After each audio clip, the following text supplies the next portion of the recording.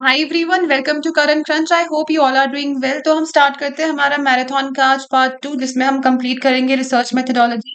तो जो जो पोर्शन हमारा रह गया है वो हम इस वाले मैराथन सेशन में कंप्लीट करेंगे। ये पार्ट 2 है, पार्ट 1 मैंने कल अपलोड कर दिया था। ठीक है। तो सबसे पहले हाइपोथेसिस जो है वो हमने कंप्लीट कर लिया था। उसमें एक चीज रह गई थी जो मैं यहाँ पे दोबारा करवाती हूँ, कुछ कॉमन टेक्निक्स की हम हाइपोथेसिस की टेस्टिंग कैसे करते हैं। ठीक है, common techniques to test a hypothesis. तो ये हमने डिटेल में क्लासेस में पढ़ा हुआ है, यहाँ पे बस एक क्विक रिवीजन ही है सिर्फ चीजों का। तो पहला मेथड है जिसको बोलते हैं pre testing of post testing paradigm. इसको एक्स पोस्ट फैक्टो भी बोलते हैं। इसमें क्या किया जाता है, बिफोर एंड आफ्टर स्टडी करते हैं। फॉर एग्जाम्पल किसी विलेज में हमने एक रोड बनाई, तो before the construction of the road एक हमने हाइपोथेसिस कंस्ट्रक्ट किया कि लोगों का क्या एटीट्यूड था, and after the construction of the road क्या एटीट्यूड रहा। तो this is pre testing of post testing paradigm, जिसमें हम क्या करते हैं, बिफोर एंड आफ्टर चीजें देखते हैं। Second one is static group comparisons. इसमें क्या होता है, स्टैटिक ग्रुप कंपैरिजन में इसमें हम बिफोर एंड आफ्टर नहीं देखते हैं, इसमें साइड बाय साइड कंपैरिजन होता है। साइड बाय साइड में क्या होगा, फॉर एग्जाम्पल दो विलेजेस हैं, एक को आप टीवी देते हो, एक को आप नहीं देते, और साइड बाय साइड पैरेलली दोनों को कंपेयर करते हो कि दोनों विलेजेस का आउटकम कैसा रहेगा। तो इसको बोलते हैं static group comparison. Third one is non equivalent control group. Non equivalent control group paradigm. ठीक है, इसमें क्या होता है, एक ग्रुप में इंटरवेंशन होता है, एक में नहीं होता है। फॉर एग्जाम्पल एक ग्रुप को आप इंट्रोड्यूस कराओगे कंप्यूटर एजुकेशन से, एक ग्रुप को नहीं कराओगे। एंड मतलब एक को आपने जो इंटरवीन किया एक ग्रुप में, उनको कंप्यूटर दे दिया या मोबाइल फोन दे दिया, फिर उन पे स्टडी की। दूसरे ग्रुप को आपने नहीं दिया और उन पे स्टडी की, एंड दोनों का फिर आप ये जो है इवेल्युएट करोगे कि डिफरेंसेस कैसी रहेंगी। Last one is simple random group paradigm. This is like the third one, लेकिन इसमें जो हम ग्रुप चूज करते हैं उसमें रैंडमनेस ज्यादा होती है, ताकि हमारा जो यूनिवर्स ऑफ पॉपुलेशन है वो डाइवर्सिफाई हो। तो ये हमारे कॉमन टेक्निक्स है हाइपोथेसिस के प्री टेस्टिंग और पोस्ट टेस्टिंग पैराडाइम, जिसमें एक्सपोज फैक्टर भी बोलते हैं, बिफोर एंड आफ्टर होता है। ठीक है। सेकेंड वाला इज जो static group comparison. Static group comparison में क्या होता है, हम साइड बाय साइड करते हैं, no before and after. For example two identical villages है, एक को टीवी एक्सेस दे दिया, एक को नहीं दिया, कंपेयर किया outcomes. Non-equivalent is one that gets the intervention and the other similar group does not get. दो फॉर एग्जाम्पल सिमिलर स्कूल हैं, एक को कंप्यूटर एजुकेशन दी, एक को नहीं दी, एंड दोनों के आपने रिजल्ट्स कंपेयर किए। ठीक है। रैंडम सिंपल सैम्पलिंग पैराडाइम जो है फोर्थ वन, वो सिमिलर है टू द थर्ड वन, लेकिन उसमें जो ग्रुप्स हैं वो रैंडमली हम चूज करते हैं, ताकि सिलेक्शन बायस जो है वो हम रिड्यूस कर सकें। ठीक है। तो ये हमारा कल का रह गया था, एरर्स वगैरह हमने कर लिया था। आज हम अब नए टॉपिक से रिवाइज करेंगे। पहला जो हमें रिवाइज करना है दैट इज सर्वे टेक्निक्स। सर्वे क्या होता है, जैसे हम जैसे सेंसस कंडक्ट होता है, डोर टू डोर जाते हैं, एक रजिस्टर लेके आपको नाम वगैरह पूछा जाता है। वो सारी चीजें बेसिकली उसको क्या बोलते हैं, वो एक टाइप का सर्वे ही है, डोर टू डोर सर्वे। ऐसे ही सर्वे हम वाया फोन करते हैं, वाया मेल करते हैं, वाया ईमेल कर सकते हैं, वाया कंप्यूटर कर सकते हैं। डिफरेंट टाइप्स ऑफ सर्वेज होते हैं जो कंडक्ट किए जाते हैं। तो सर्वेज को हम क्या बोलते हैं, इनको हम बोलते हैं non experimental descriptive research method.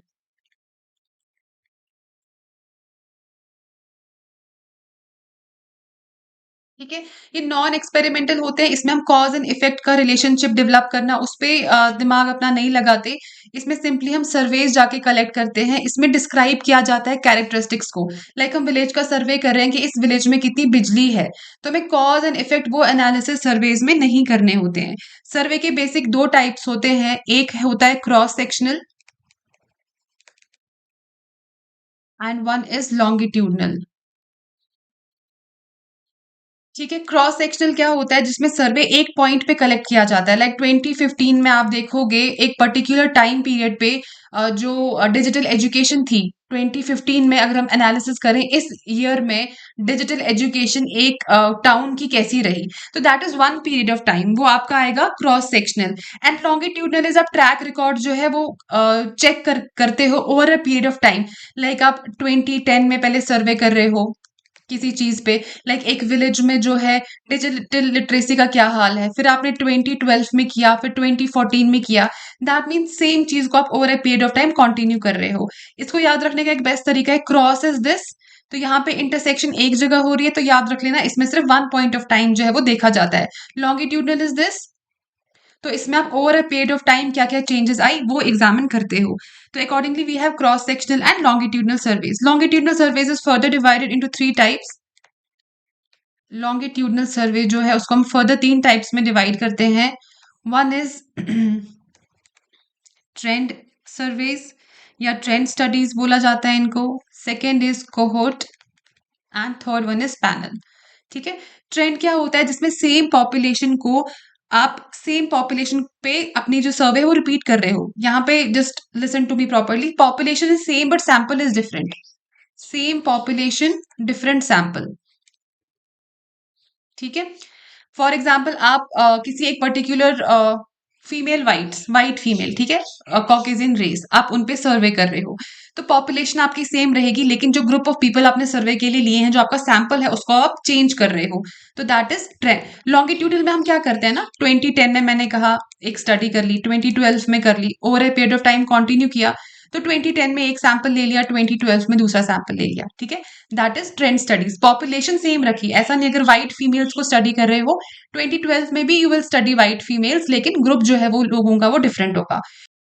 Second one is cohort. Cohort क्या होता है, जो सेम एक कैरेक्टरिस्टिक ग्रुप को बिलोंग करते हैं वो सेम कोहोर्ट के होते हैं। फॉर एग्जाम्पल वो सारे लोग जिन्होंने 2009 में इकट्ठे ग्रेजुएट किया वो सेम एजुकेशनल कोहोर्ट के हैं। अब लॉन्गिट्यूडनल सर्वे कोहोर्ट स्टडीज में आप क्या करते हो, आप सेम कोहोर्ट को स्टडी करते हो। ठीक है, same cohort that mean specific cohort, उनको आप सैंपल करते हो मोर देन वंस, क्योंकि लॉन्गिट्यूडनल में आप क्या कर रहे हो, मोर देन वंस उन पे सर्वे कर रहे हो। तो जो आपने 2009 में अपना जो सैंपल लिया है, जरूरी नहीं 2011 में भी वही सैंपल लिया हो, कोहोर्ट सेम है, आपका सैंपल चेंज हो सकता है। ठीक है, ट्रेंड में पॉपुलेशन सेम है, डिफरेंट सैंपल है। कोहोर्ट में कोहोर्ट स्पेसिफिक है, आप लेकिन अपना जो फॉर एग्जांपल 2009 में जो बच्चे ग्रेजुएट हो गए यूनिवर्सिटी से, वो अपनी लाइफ में कहाँ पहुंचे, तो 2009 में आपने एक ग्रुप ऑफ सैंपल ले लिया किसी एक क्लास सेक्शन का, फिर 2011 में आपने सेम 2009 में जो ग्रेजुएट हुए थे उसमें से दूसरा सैंपल निकाला, कोई दूसरी सेक्शन निकाली। ठीक है, एंड पैनल इज, इसमें आप क्या करते हो, सेम इंडिविजुअल्स को सर्वे करते हो repeatedly over time, same individuals. Panel वाले में क्या प्रॉब्लम आ सकती है, इंडिविजुअल जो है उनका मन नहीं होगा बार बार सर्वे में बैठना, क्वेश्चंस को आंसर करना। एक साल में आपने कर लिया, 2 साल के बाद फिर से आप उनको सर्वे के लिए बुला रहे हो, तो हो सकता है वो विलिंगली नहीं करे, तो इस प्रॉब्लम को हम बोलते हैं attrition. That means participants dropping over time, तो वो आपको पैनल स्टडीज में देखने को मिलता है। तो longitudinal surveys of three types, that is trend studies, cohort studies and panel studies. Trend में same population different sample, cohort में same specific cohort different sample, panel में same individuals over a period of time. इसमें जो issue हो जाता है वो आता है एट्रिशन का। ठीक है, अब हमें सर्वे में दो चीजों का ध्यान रखना, एक होता है representative sampling, representative sampling, and एक होता है रैंडमाइजेशन। रिप्रेजेंटेटिव सैम्पलिंग होता है कि आपने जो अपना सैंपल लिया है that should be the representative of the entire universe, जो एंटायर पॉपुलेशन जो आपकी है। फॉर एग्जाम्पल अगर आप व्हाइट फीमेल्स को स्टडी कर रहे हो, तो व्हाइट फीमेल्स में आप अलग अलग कैटेगरीज, अलग अलग एज ग्रुप, अलग क्लास बैकग्राउंड को सारे अपने सैंपल्स में इंक्लूड करोगे।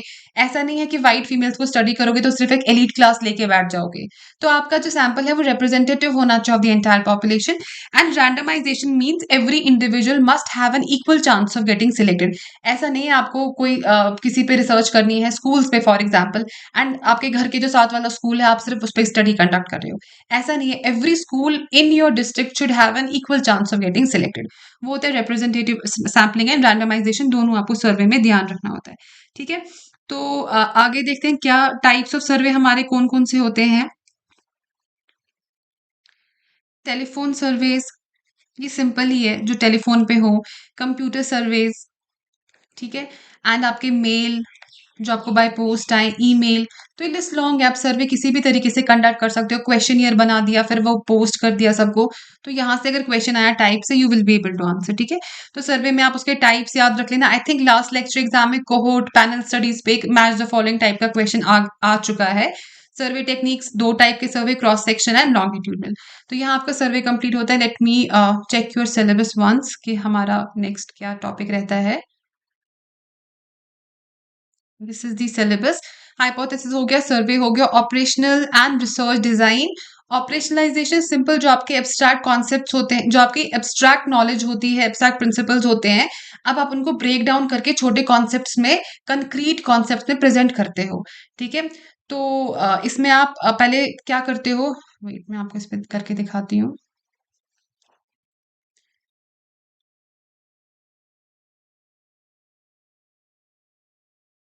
जस्ट वेट, ये मीडियम चेंज करना PPT to PDF, it take some time. हाँ, तो यहाँ पे मैं आपको लिख के बताती हूँ। ऑपरेशनलाइजेशन सिंपल सा ही टॉपिक है। होता क्या है ऑपरेशनलाइजेशन, प्रोसेस ऑफ जो हमारे एब्स्ट्रैक्ट कॉन्सेप्ट्स हैं, उनको अब हम ऐसे प्रोसेस करते हैं कि they can be observed and measured. They can be observed and measured. ठीक है, दैट इज ऑपरेशनलाइजेशन। वो कैसे करते हैं, स्टेप्स क्या है ऑपरेशनलाइजेशन के। फर्स्ट वन इज आइडेंटिफाई करना मेन कॉन्सेप्ट्स को, आइडेंटिफाई मेन कॉन्सेप्ट्स। ठीक है, वो किया। सेकेंड इज चूज करना वेरिएबल्स को जो उन कॉन्सेप्ट्स को रिप्रेजेंट करेंगे। थर्ड इज उन वेरिएबल्स के इंडिकेटर्स बनाना। ठीक है, तो ये हमारे तीन टाइप्स है। फॉर एग्जाम्पल हमारा, हम कोई रिसर्च कर रहे हैं सोशल एंग्जाइटी पे, that is our main concept social anxiety. फिर उसके हम वेरिएबल्स बनाएंगे। क्या होता है जब किसी इंसान के अंदर एंग्जाइटी होती है, तो उसकी क्या डिपेक्ट कैसे होती है उसकी एंग्जाइटी, वो अवॉइडेंस आप बोल सकते हो कि उसको बातें बातें करना पसंद नहीं है, वो अवॉइड करता है। फिजिकल सिम्टम्स भी थोड़ी होती हैं, आपको हार्ट बीट जो है वो मिलेगी तेज, पसीने आना शुरू हो जाएंगे, तो फिजिकली थोड़ा वीक हो जाओगे, फिजिकली वो डिस्प्ले होगा, वो वेरिएबल्स हो गए। अब इसके इंडिकेटर्स क्या होंगे, एंग्जाइटी स्केल जो बताएगा एंग्जाइटी जो है वो किस लेवल की है। फिर आप कुछ सिम्टम्स जो है वो लिस्ट करोगे, क्या क्या सिम्टम है, तो वो इंडिकेटर्स हो गए। या अगर इंटेलिजेंस कॉन्सेप्ट है, तो वेरिएबल्स जैसे इंटेलिजेंस कैसे पता चलती है, किसी की मेमोरी कैसी है, रीजनिंग उसकी कैसी है, उसकी वर्बल एबिलिटी कैसी है। फिर इंडिकेटर्स कैसे पता चलेंगे, आईक्यू टेस्ट, मेमोरी टेस्ट, जो फिर एक्चुअली हम मतलब उसको क्वांटिफाई कर सकेंगे, मेजर कर सकेंगे। ठीक है, वो आपके इंडिकेटर्स फाइनली जो रिप्रेजेंट करेंगे आपके कॉन्सेप्ट को। तो ये है simple operationalisation.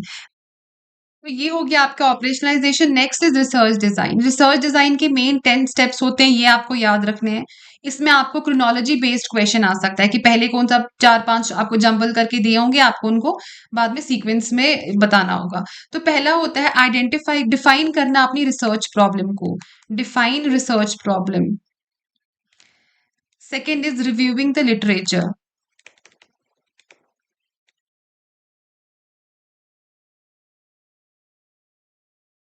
Third one is identifying the universe. Universe क्या होता है, कंप्लीट जो आइटम्स होते हैं आपकी पॉपुलेशन में। ठीक है, वो आपका पूरा यूनिवर्स है। Identify the universe and unit of study. Unit क्या होता है, ये हम सैम्पलिंग में मैंने आपको पढ़ाया था, universe and units of units sampling में दोनों। यूनिवर्स होता है आपका इंटायर आइटम्स इन पॉपुलेशन जितने भी होते हैं सारे, वो आपका कंप्लीट यूनिवर्स है, जिसमें से आप अपना सैम्पलिंग फ्रेम निकालते हो एंड सैम्पलिंग जो है वो स्टार्ट करते हो। यूनिट ऑफ स्टडी क्या होता है, आपका unit of study geographical unit की किस टाउन डिस्ट्रिक्ट में कर रहे हो, या आपका इंडिविजुअल यूनिट है। ठीक है, कि आप इंडिविजुअल पे स्टडी कर रहे हो या ग्रुप पे स्टडी कर रहे हो। आपका सोशल यूनिट क्या है, कि कौन सा क्लास है, कौन सा कास्ट है, फैमिली ग्रुप है जहां पे आप स्टडी कर रहे हो। कंस्ट्रक्शन यूनिट, कि आप जो स्टडी कर रहे हो यूनिट ऑफ स्टडी में आपको रोड, इंफ्रास्ट्रक्चर, ये सारी चीजें भी ध्यान में रखनी है कि नहीं, तो वो आपके यूनिट ऑफ स्टडी होते हैं। Then fourth is formulating the hypothesis, formulating hypothesis. Third is selection of, fifth is selection of research technique. Selection of research technique and methods. Fifth, 1, 2, 3, 4, 5. Sixth is standardization of research.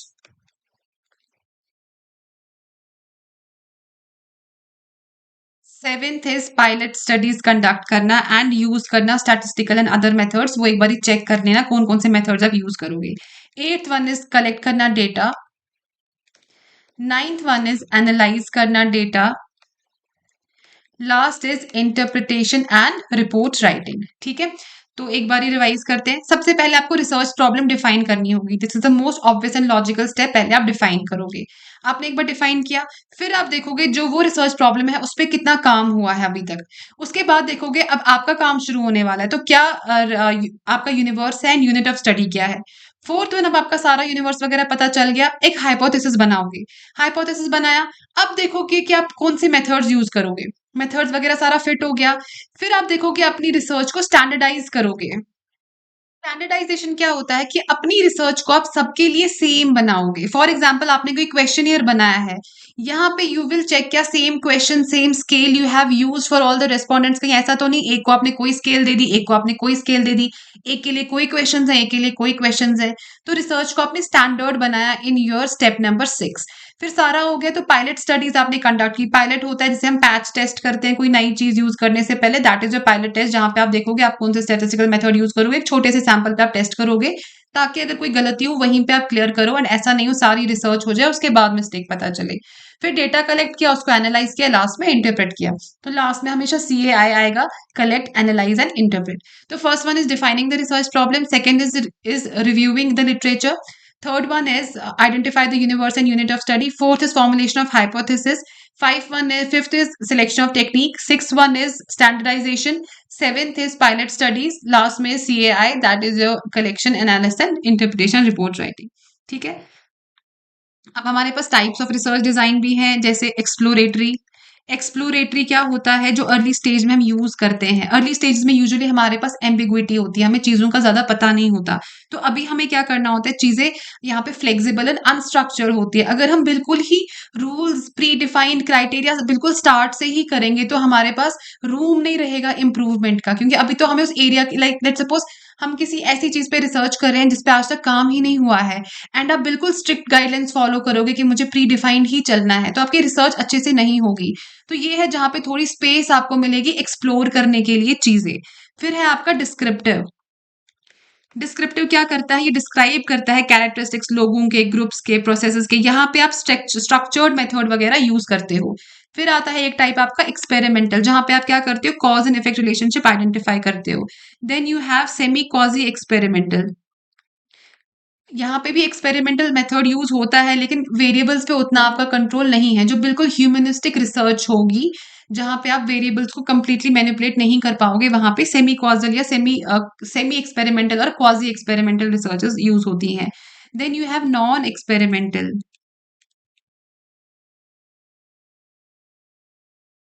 यहाँ पे ये भी cause and effect देखता है, लेकिन variables को manipulate नहीं कर सकता। ये कोरिलेशन देखता है instead of cause and effect, या इंस्टेड ऑफ कंट्रोल्ड एक्सपेरिमेंट्स, कि दो वेरिएबल जो है उनके बीच में क्या रिलेशनशिप है, इंस्टेड कि वो उन वेरिएबल्स को कंट्रोल कर पाए, ये उनके बीच का रिलेशनशिप देखता है। देन फील्ड रिसर्च, एथनोग्राफी भी जिसको बोलते हैं, वो हमें पता है फील्ड में जाके स्टडी करना। तो ये सारे अलग अलग टाइप्स हैं हमारे रिसर्च डिजाइन के। तो रिसर्च डिजाइन कंप्लीट हो गया। इसके बाद हमारा कौन सा टॉपिक रहता है, सैम्पलिंग रिवाइज करते हैं। उसके बाद will move to the data editing, और हमें बीच में मेजरमेंट एंड स्केलिंग भी रिवाइज करना है। सैम्पलिंग, सैम्पलिंग में मैंने आपको बोला सैंपल क्या होता है। बेसिकली देखो, आप रिसर्च कर रहे हो, आपको जिन लोगों पे रिसर्च करनी है उनकी पॉपुलेशन 1 करोड़ भी हो सकती है। तो आप 1 करोड़ लोगों के लिए क्वेश्चनियर, इंटरव्यू, ये सारी चीजें अरेंज नहीं कर सकते। तो आप कोशिश करते हो इस 1 करोड़ में से अपना एक सैंपल निकालने की, जिसपे आप रिसर्च करोगे, एंड फिर उसको जनरलाइज करके बोलोगे कि ये जो मेरी रिसर्च है ये पूरे 1 करोड़ पे अप्लाई होती है। क्योंकि बेसिक जो आपका मोटिव है वो है कि उसी 1 करोड़ के लिए आपको रिसर्च अपनी पूरी करनी है। तो इसको हम बोलते हैं सैंपल। ठीक है, एंड जो आपका एंटायर पॉपुलेशन, एंटायर यूनिवर्स है, दैट इज वो 1 करोड़ लोग हैं जिन पे आपको एक्चुअली में रिसर्च करनी है। Complete items of your population, उसको हम क्या बोलते हैं, यूनिवर्स। एंड यूनिट मैंने आपको बोला, यूनिट में हम क्या देखते हैं, ज्योग्राफिकल यूनिट देखते हैं, social unit, construction unit and identity unit. ठीक है, तो वो आपका आ जाता है डिफरेंट यूनिट्स कि आपने कौन सा एरिया, कौन सा सोशल क्लास, कौन सा अपने इंडिविजुअल या ग्रुप उसको सिलेक्ट किया है अपनी सैम्पलिंग के लिए। सैम्पलिंग में और एक चीज आती है जिसको हम बोलते हैं सैम्पलिंग फ्रेम, सैम्पलिंग फ्रेम और सोर्स लिस्ट।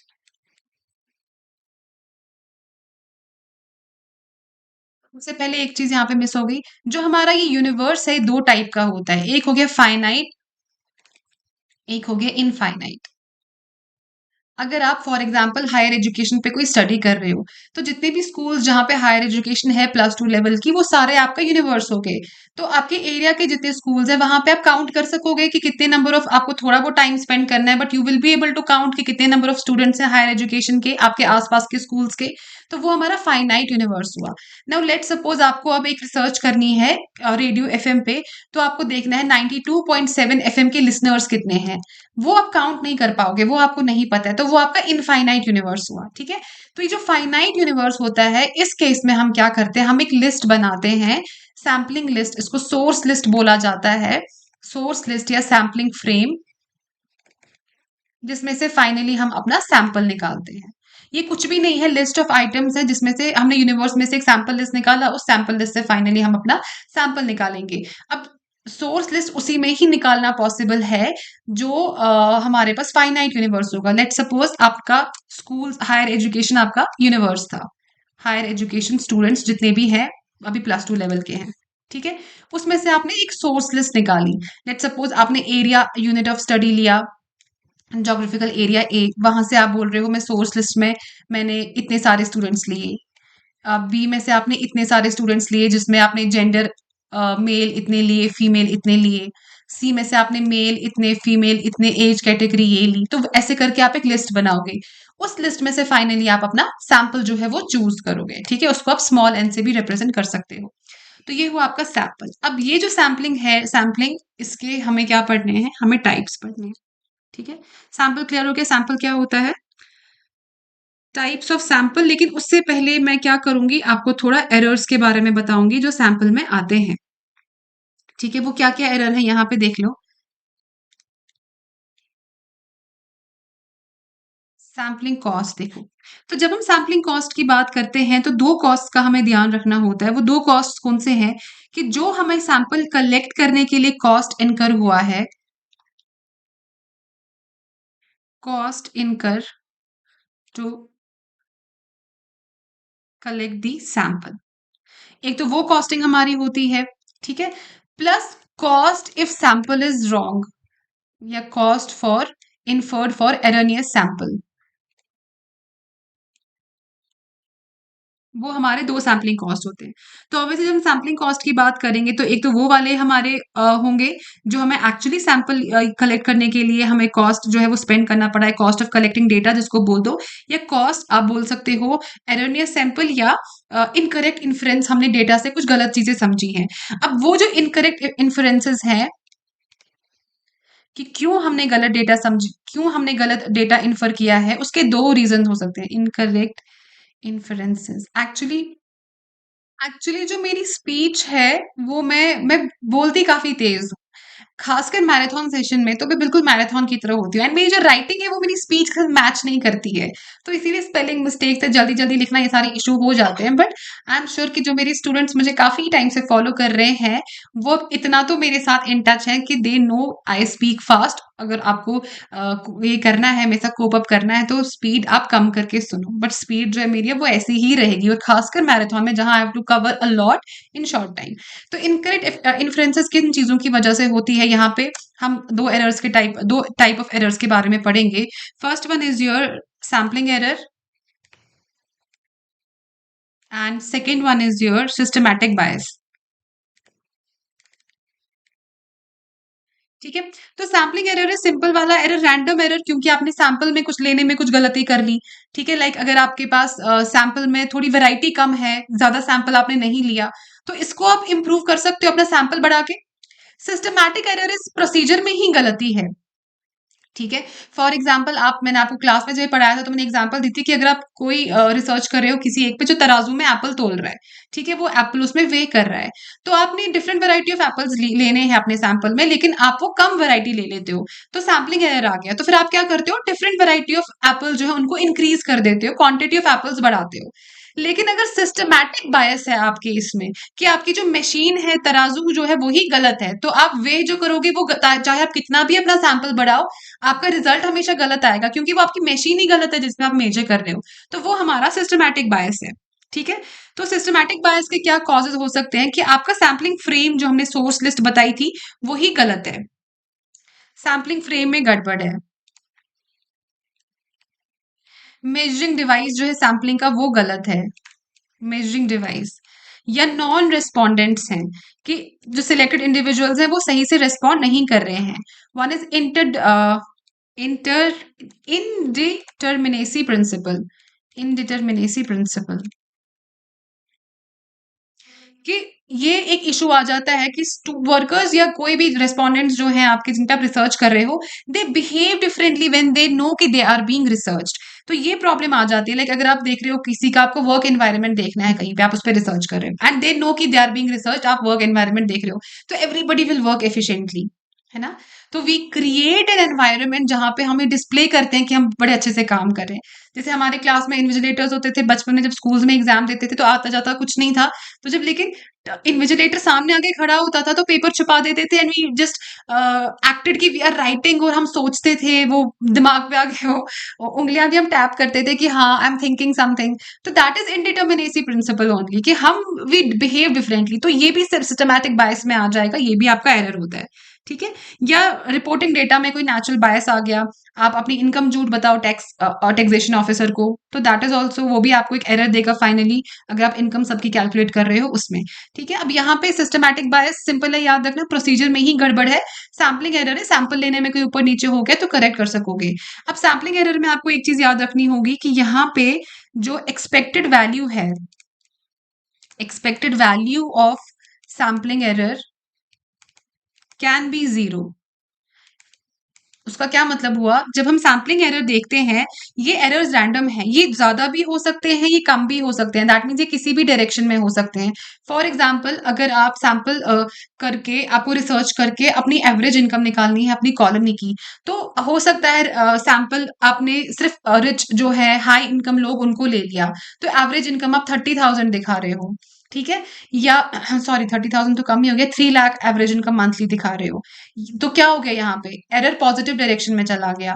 या अगर आपको एवरेज इनकम दिखानी है अपनी कॉलोनी की, सैंपल में आप सिर्फ गरीब लोगों को ले रहे हो, तो एवरेज इनकम आप उस केस में सिर्फ 3,000 दिखा रहे हो मंथली, तो यहाँ पे सैम्पलिंग एरर डाउनवर्ड डायरेक्शन में चला गया। तो यहाँ पे कहीं पे प्लस होगा, कहीं पे माइनस होगा, अल्टीमेटली अगर आप इनका एवरेज निकालोगे इट कैन बी जीरो। तो expected value of sampling error हमारा जीरो हो सकता है, क्योंकि दोनों डायरेक्शन में है तो इट कैन कैंसल आउट, ठीक है। लेकिन ऐसा सिस्टमैटिक बायस में हमें देखने को नहीं मिलेगा। वहां पे हमें ये जो सैम्पलिंग ये एरर है, ये it can never be zero, क्योंकि वहां पे प्रोसीजर में ही गड़बड़ है, आपकी मशीन ही खराब है, वहां पे कैंसल आउट नहीं होगा। इनफैक्ट आप कितना भी सैंपल को, यहाँ पे सैंपल को हम बढ़ा के और कम करके कुछ ना कुछ अपना एरर रिड्यूस कर सकते हैं, पर सिस्टमैटिक बायस में क्या होगा, अगर मशीन ही गलत है, आप कितने भी एप्पल्स उस पर डालो, उससे कोई कुछ आपकी कोई प्रॉब्लम सॉल्व होने नहीं वाली है। तो दैट इज सिस्टमैटिक बायस, ठीक है। सैम्पलिंग एरर को क्या बोला जाता है, ये वाले सैम्पलिंग एरर को, it is also called precision of the sampling plan. Precision of the sampling plan, आपको पता चलता है कि आपका सैंपल जो है कितना प्रिसाइज है, आप कितना उसको बढ़ा सकते हो और अपना एरर कम कर सकते हो। लेकिन सिस्टमैटिक बायस में आपको ये लेवरेज नहीं मिलता है, ठीक है। तो ये हो गया आपका सैम्पलिंग एरर के बारे में। Now we have to study about the different types of sample designs.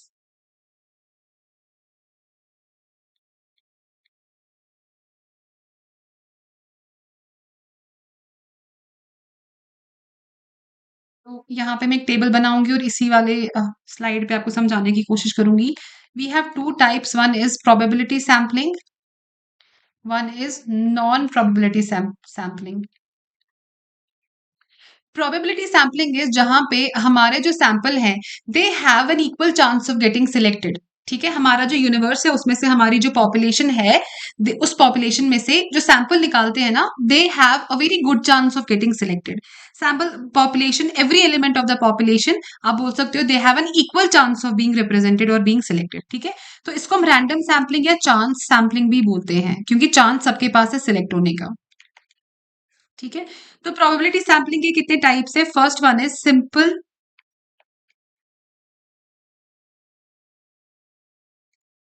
Random sampling. That mean simply हम अपना जो है रैंडमली सिलेक्ट करते हैं सैंपल और उस पर रिसर्च करते हैं। एंड वो हम रैंडमली कैसे सिलेक्ट करते हैं, ये ऐसे पता चलेगा आपको कि इसके फर्दर दो टाइप्स हैं। One is lottery method, one is tabulation method. Lottery method is simply जैसे हम चिट्स में लॉटरी निकालते थे ना, वही लॉटरी सिस्टम आप करते हो। टैबुलेशन मेथड इज आप वो कोड्स जनरेट करते हो, यहाँ पे रोज में अलग नंबर दे के, कॉलम्स में अलग नंबर दे के, एंड हर नंबर के लिए अलग एक कोड रख के। तो टैबुलेशन में रिप्रेजेंट करते हो अपने यूनिवर्स को, वहां से अपनी सैंपल्स जो है वो बनाते हो। डिटेल में मैंने लेक्चर्स में पढ़ाया है, बस टैबुलेशन याद रख लेना। टैबुलेशन इटसेल्फ मींस टेबल से आपने कुछ कोड्स जनरेट करवाने की कोशिश की होगी। वो हम तब करेंगे क्योंकि लॉटरी मेथड में अगर हमारा सैंपल बहुत बड़ा है, इट इज वेरी एग्जॉस्टिव। ठीक है, तो one is simple random sampling, second one is stratified stratified sampling। ठीक है, तो उससे पहले ये वाली देख लो, systematic random sampling.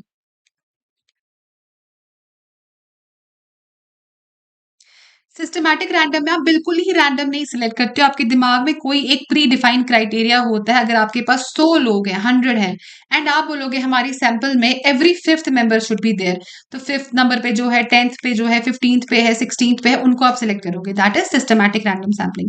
Stratified is, इसमें भी आप सिलेक्ट करने के लिए कोई प्री डिफाइंड क्राइटेरिया होता है। लाइक आपके पास जो यूनिवर्स है उसको आप अलग लेयर्स में स्ट्राटा में डिवाइड कर दोगे। एक कैटेगरी में आप रखोगे एक सेम जेंडर के, एक में रखोगे आप सेम एज ग्रुप के, एक में रखोगे सेम एजुकेशनल अटेनमेंट के, एक में रखोगे सेम सोशो इकोनॉमिक बैकग्राउंड के, एक में रखोगे सेम रिलीजन के।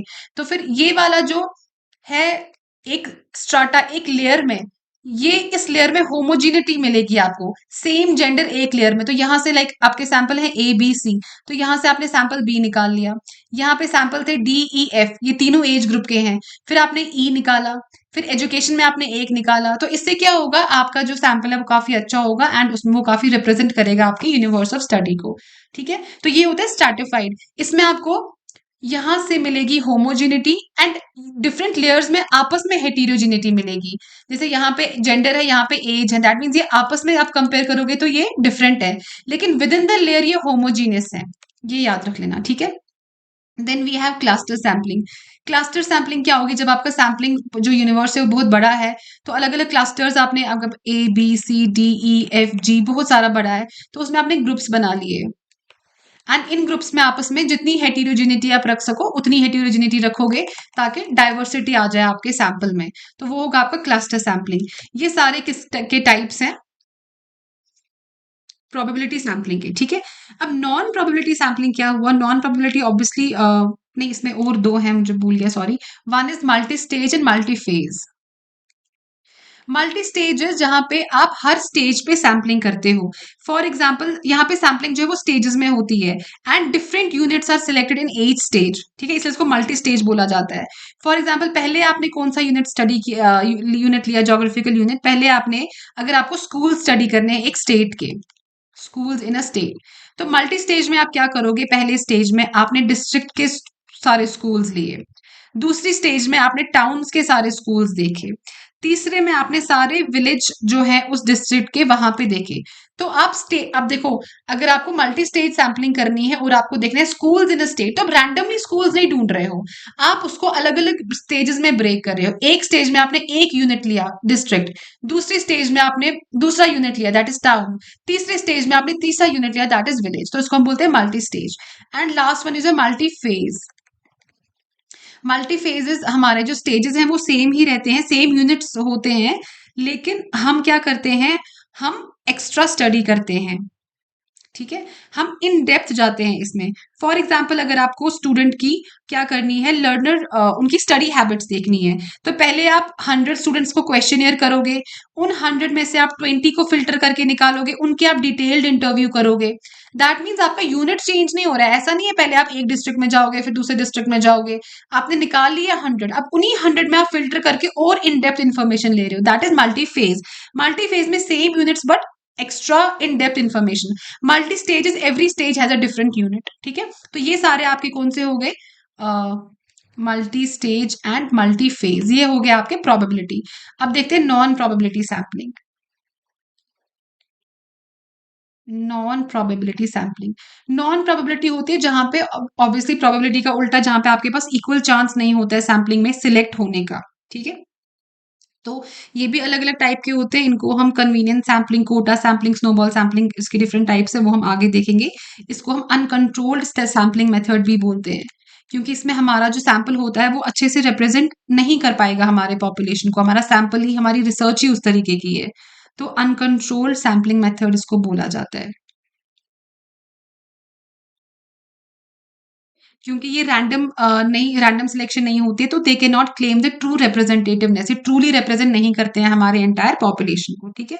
अब इसके टाइप्स देखो, first one is convenience sampling, और इसको इंसिडेंटल सैम्पलिंग भी बोला जाता है, और एक्सीडेंटल सैम्पलिंग। ये क्या होता है? बाय कन्वीनियंस, आपको कोई स्कूल स्टडी करना है, आपके घर के जो सब आपको स्कूल्स अपने एरिया के स्टडी करने हैं, अब आपकी कॉलोनी में सबसे नजदीक जो स्कूल है वही जाके स्टडी कर रहे हो, तो वो रैंडम, वो एंटायर आपकी पॉपुलेशन को नहीं रिप्रेजेंट करेगा वो सैंपल, लेकिन आपके लिए कन्वीनियंट है, तो that is your convenient sampling, ठीक है। Second one is purposive sampling. Purposive sampling होता है जब कोई एक प्री डिफाइंड क्राइटेरिया, कोई एक पर्पस, कोई गोल दिमाग में हो कि आप सैम्पलिंग किस वजह से कर रहे हो, दैट इज पर्पजिव सैम्पलिंग, ठीक है। देन मतलब इसमें जो कैरेक्टरिस्टिक्स हैं वो प्री डिफाइंड होते हैं, pre defined characteristics. This is again divided into two types, one is quota sampling, one is snowball sampling. Quota sampling क्या होता है? मतलब आप एक पर्टिकुलर कोटा निकालो, कोटा मतलब एक परसेंटेज निकाल लो, कितने परसेंटेज ऑफ लोग आपको जरूरत है अपनी सैम्पलिंग के लिए। तो वो quota is again divided into two points, one is proportional quota, one is non proportional. Proportional quota में लेट सपोज आप बोल रहे हो कि जैसे 40% ऑफ दिस पॉपुलेशन और 60%, आप एक प्रोपोर्शनल जो है रेफर कर रहे हो। नॉन प्रोपोर्शनल में आप एक मिनिमम कोटा स्पेसिफाई करते हो, मिनिमम कोटा, लाइक आपकी स्टडी में एटलीस्ट 15% शुड बी फीमेल्स। आप ये नहीं बोल रहे हो 50 में से 50% फीमेल्स हो, आप बोल रहे हो minimum 15 should be female, that mean 1% भी हो सकता है, 2% भी हो सकता है, 15 से ज्यादा नहीं होना चाहिए, आप एक मिनिमम कोटा जो है वो सेट करते हो, दैट इज नॉन प्रोपोर्शनल।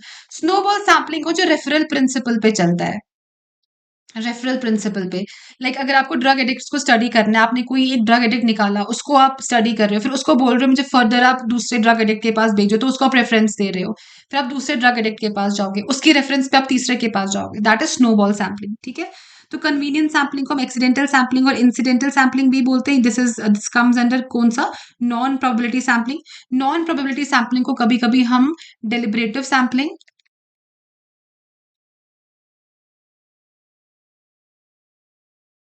या जजमेंट सैम्पलिंग भी बोलते हैं, ठीक है। तो ये हो गया आपका सैम्पलिंग के टाइप्स, कहाँ गया? प्रोबेबिलिटी में हमने देखा सिंपल रैंडम, उसमें लॉटरी, टैबुलेशन, फिर stratified, systematic, multistage, multiphase. Non probability में हमने कौन कौन से देखा? कन्वीनियंट सैम्पलिंग, कन्वीनियंट सैम्पलिंग को हम इंसिडेंटल एक्सीडेंटल सैम्पलिंग भी बोलते हैं। Then purposive sampling, that's again of two types, quota sampling and snowball sampling. Quota sampling is again of two types, proportional and non proportional, ठीक है। तो यहाँ पे आपकी सैम्पलिंग मेथड जो है वो कंप्लीट हो जाते हैं। अब आगे देखते हैं, नेक्स्ट हम कवर करेंगे पहले वैलिडिटी एंड रिलायबिलिटी, ठीक है, छोटा सा टॉपिक है, उसके बाद will move to the scales and measurement techniques, and last में हमें डेटा एनालिसिस वाले छोटे छोटे टॉपिक्स जो है वो डिस्कस करने हैं। उसके साथ ही आपका जो मैराथन सेशन है कंप्लीट हो जाएगा। वैलिडिटी एंड रिलायबिलिटी, पहले इन टर्म्स का मतलब क्या है? वैलिडिटी होता है कि जो आप एक्चुअली मेजर करना चाह रहे हो, क्या आप वो गोल अचीव कर पा रहे हो, लाइक आपको मेजर करना है इस रूम का टेम्परेचर क्या है, तो जितने भी मेथड्स टेक्निक्स आप यूज कर रहे हो, क्या उससे आप एक्चुअली में टेम्परेचर मेजर कर पा रहे हो कि नहीं, दैट सेज कि आपकी रिसर्च वैलिड होगी कि नहीं, कि जो आपको मेजर करना है वो आप अचीव कर रहे हो या नहीं। रिलायबिलिटीज, कि आपका टेस्ट किस हद तक सही है, और वो आपको कैसे पता चलता है कि ये रिलायबल है कि नहीं। फॉर एग्जाम्पल, आप एक रिसर्च को आपने आज वो कंडक्ट की किसी एक कल्चर के रिगार्डिंग किसी सोसाइटी की, फिर आप 2 साल के बाद या कुछ टाइम पीरियड के बाद फिर से वो रिसर्च कर रहे हो, फिर दोबारा वो रिसर्च कर रहे हो using the same instruments, and अगर आपको बार बार ही सेम रिजल्ट आ रहा है, दैट मीन्स आपकी जो रिसर्च है वो रिलायबल है। पहले हम इनकी टाइप्स डिस्कस करेंगे, फिर इनसे जुड़े हुए कुछ फैक्ट्स जो है वो मैं आपको बताऊंगी। तो जो वैलिडिटी है, वेट पहले मैं इसको इरेज कर लेती हूँ।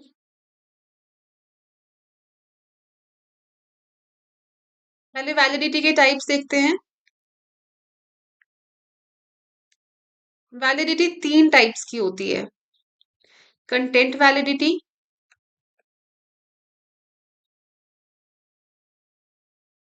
Criterion validity, CRITERION, criterion validity, and construct validity.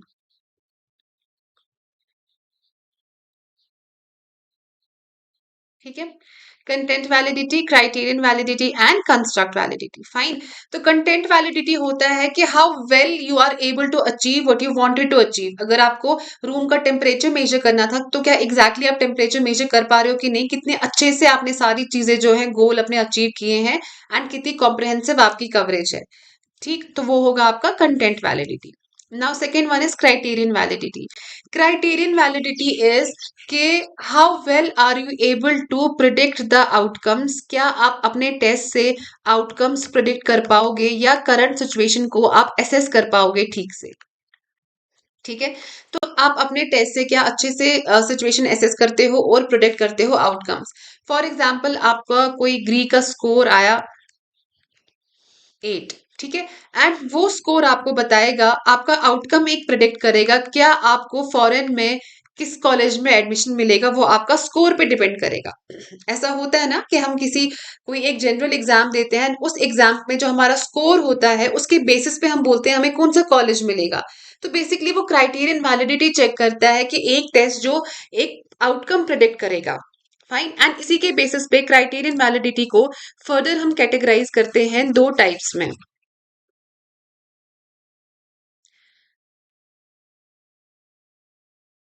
One is predictive validity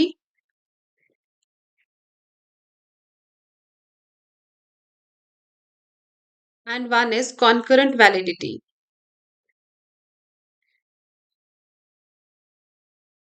predictive validity होता है जो मैंने आपको अभी ग्री के स्कोर की एग्जांपल बताई, या सैट की, या IEEE, कोई भी स्कोर, आपका जो भी रैंक है या सिविल सर्विसेज में आपका रैंक आया, वो प्रिडिक्ट करेगा कि आपको कौन सी सर्विस जो है वो एलोकेट होगी।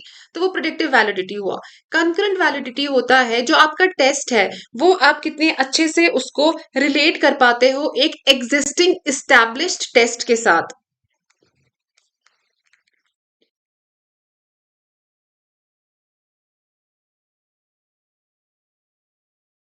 Existing established test. For example, अगर आप आज आइंस्टाइन का IQ मेजर करते हैं, वो आपको आता है 134, एंड वो ऑलरेडी काफी बार मेजर कर लिया है, वो एक एस्टेब्लिश चीज हो गई है, एंड वो भी 134 ही आता है, वो भी 134 ही है, एस्टेब्लिश हो गया है, ये कई बार टेस्ट हुआ है इस चीज का। ठीक, एंड अगर आज आप वो टेस्ट दोबारा कर रहे हो, you are also getting 134, that means your test has concurrent validity. ठीक है, एस्टेब्लिश टेस्ट के साथ आप अपना टेस्ट को रिलेट कर पा रहे हो। तो ये दोनों किसके टाइप आ जाते हैं, क्राइटेरियन वैलिडिटी के। Now the third one is construct validity. इसका क्या मतलब होता है कि जो भी आपका टेस्ट है वो किस हद तक बाकी थियोरीज के साथ कोरिलेट करता है, बाकी थियोरेटिकल प्रपोजिशंस के साथ। फॉर एग्जाम्पल, अगर डिप्रेशन पे कोई थियोरी बनी हुई है तो डिप्रेशन के सिम्टम्स वगैरह सारे उसमें मेंशन्ड है। अब आप एक टेस्ट कर रहे हो, उसके बाद आप एक स्केल बना रहे हो, डिप्रेशन स्केल। तो आपके टेस्ट के अकॉर्डिंग जो आपने सिम्टम्स लिखे हैं डिप्रेशन के, क्या वो डिप्रेशन की थियोरी के साथ रिलेट करते हैं कि नहीं। यहाँ पे बात हो रही है एक इस्टेब्लिश टेस्ट की, और यहाँ पे बात हो रही है एक थियोरेटिकल प्रपोजिशन की। तो it is construct validity is usually used काफी कॉम्प्लेक्स वगैरह केसेस में। तो जो एस्टैब्लिश थियोरेटिकल प्रपोजिशंस हैं, उसके उन थियोरेटिकल प्रपोजिशंस के साथ आप अपने टेस्ट को कितना रिलेट कर पाते हो, that is construct validity. Validities of 3 types: content validity, criterion validity, construct validity. Content validity is how well you are able to measure whatever you want to measure. कितने अच्छे से आपके टेस्ट में सारा कंटेंट कवर हुआ है। Criterion is predictive and concurrent. Predictive means how well you are able to predict the outcomes, like your score will tell you which college you're going to get.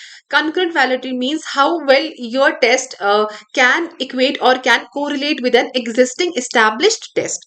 Fine. Construct validity is how well your test relates to a theoretical propositions. And construct validity means how well the test correlates with other theoretical propositions. For example, depression के symptoms that you are developing, can you relate them to the symptoms of the depression given in different theories? ठीक है, so that is your construct validity. Now coming to the another topic, that is reliability. Reliability होता है कि आप अपना test कितना भरोसे वाला है, एंड आपको कैसे पता चलेगा किसी इंसान को, अगर आप बोलो कि वो भरोसे वाला इंसान है कि नहीं। अगर मैं आपको अभी एक बात बताऊं, कल मैं आपको दूसरी बात बताऊं, परसों मैं आपको तीसरी बात बताऊं, आज कोई अलग ही स्टोरी सुनाऊं, अगर मैं आज आपको बोलूं एग्जाम पोस्टपोन हो गया, कल बोलूंगी नहीं एग्जाम प्रीपोन हो गया, परसों बोलूंगी नहीं हो सकता है पोस्टपोन हो जाए, तो आप मेरे पे भरोसा नहीं करोगे, that means I am not a reliable person. लेकिन अगर मैं आज भी आपको बोलूं 11 अक्टूबर को ही एग्जाम होगा, कल भी यही बोलूं, परसों भी यही बोलूं, हो सकता है एग्जाम हो 11th को, ना हो, पर एटलीस्ट आपको पता हो कि नहीं ये रिलायबल है, स्टार्टिंग से एक ही बात बोल रही थी। ठीक है, वही होता है रिलायबिलिटी सोशियोलॉजिकल टर्म्स में भी। तो क्या होगा रिलायबिलिटी?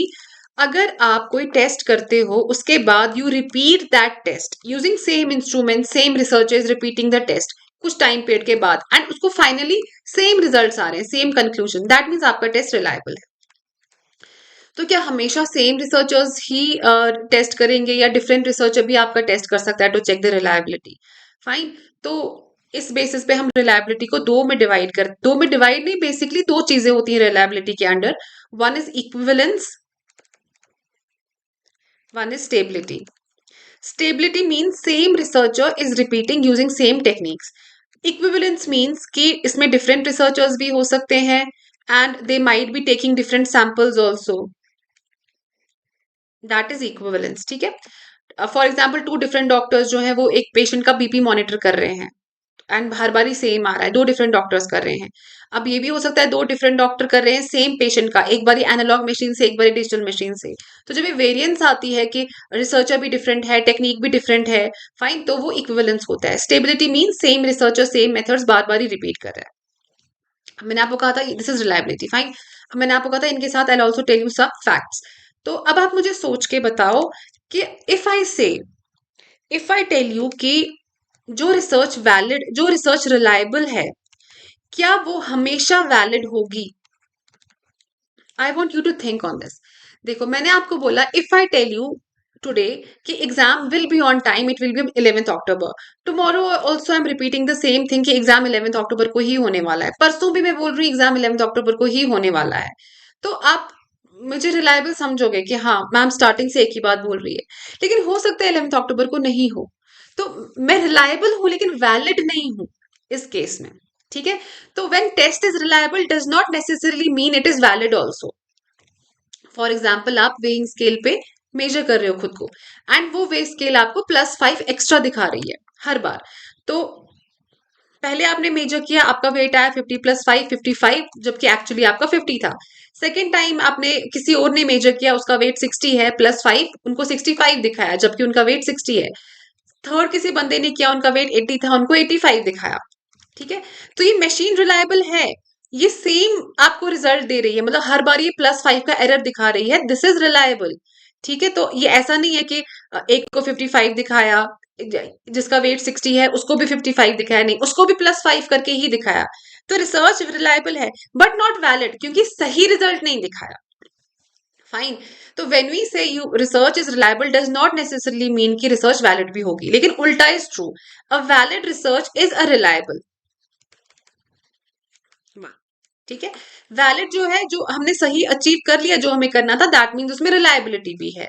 लेकिन अगर रिलायबल हम बोल रहे हैं does not necessarily mean research आपकी वैलिड भी होगी। तो ये दो चीजें आपको इसमें याद रखनी है। ठीक है, एंड दोनों में से इजी क्या होगा मेजर करना, रिलायबिलिटी या validity?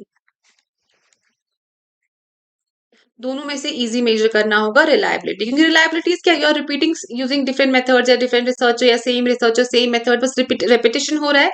Validity requires in depth analysis, in depth जो है इनसाइट्स एंड एक्सप्लेनेशंस, तभी इसके टाइप्स वगैरह जो है सारे आपको देखने होते हैं। तो validity is difficult to measure than reliability. ठीक है, तो this finishes your reliability and validity also. अब हम स्केल्स देखेंगे,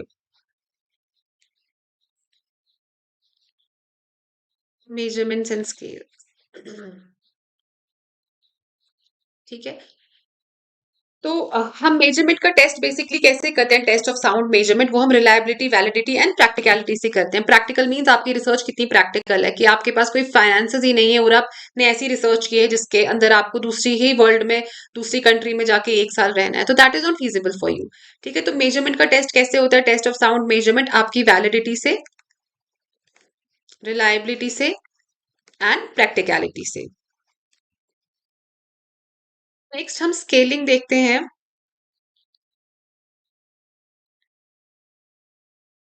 स्केलिंग बेसिकली होता क्या है? स्केलिंग इज नंबर्स असाइन करना डिफरेंट लेवल ऑफ ओपिनियंस को, एटीट्यूड को। किसी को आपने कुछ नंबर दे दिया, 1 दे दिया, किसी को 2 दे दिया, ताकि हम उसको इजीली मेजर कर पाए बाद में, या ग्राफ बना पाए, कुछ उसको एनालाइज कर पाए उस डेटा को।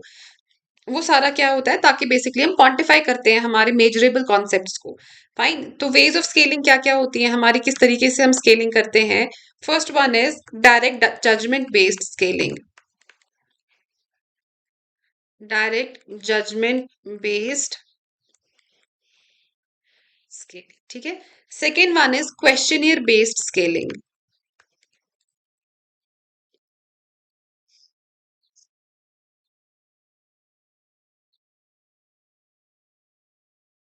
जजमेंट बेस्ड स्केलिंग क्या होता है?